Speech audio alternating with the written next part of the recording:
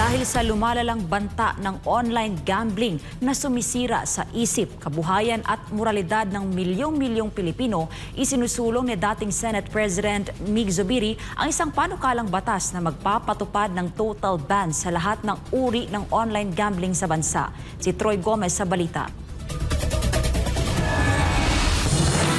Ipinanukala ni Zubiri ang total ban sa online gambling bilang tugon sa patuloy na pagdami ng mga kaso ng pagkakalulong sa sugal at ang negatibong epekto nito sa pamilya at lipunan. Ayon sa kanya, lumalala na ang problema sa online gambling at itinuturing niya itong isang seryosong banta sa kaisipan at moralidad ng mga mamamayan.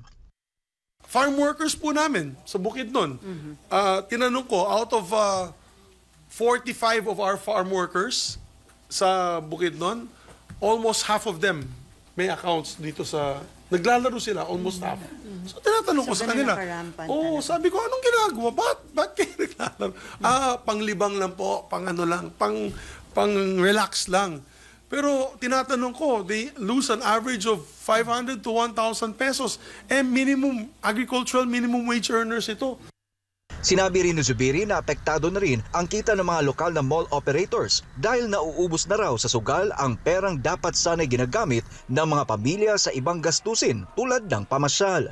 Batay sa datos na hawak ni Zubiri, aabot sa 47 bilyong piso ang taunang kita mula sa online gambling sa bansa na mas mataas pa kaysa kinikita ng mga Philippine Offshore Gaming Operators o POGO. Tinatayang nasa 5 hanggang 10 milyong Pilipino naman ang sangkot sa online gambling kada araw.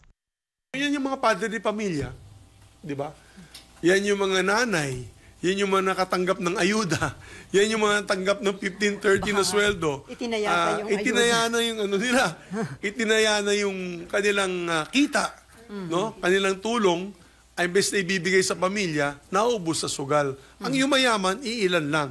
Sa ilalim ng Senate Bill No. 142 na inihain ni Zubiri, mahigpit na ipagbabawal at idedeklarang unlawful ang online gambling sa Pilipinas, kabilang mga foreign-operated digital platforms. Ipinagbabawal din ang paggamit ng e-wallet sa pagtaya, pati na ang pag-aanunsyo ng online gambling sa TV, radyo, print at social media. Sa unang paglabag, ang mahuling operator ay papatawan ng 20,000 pesos na multa at 6 na buwang suspensyon.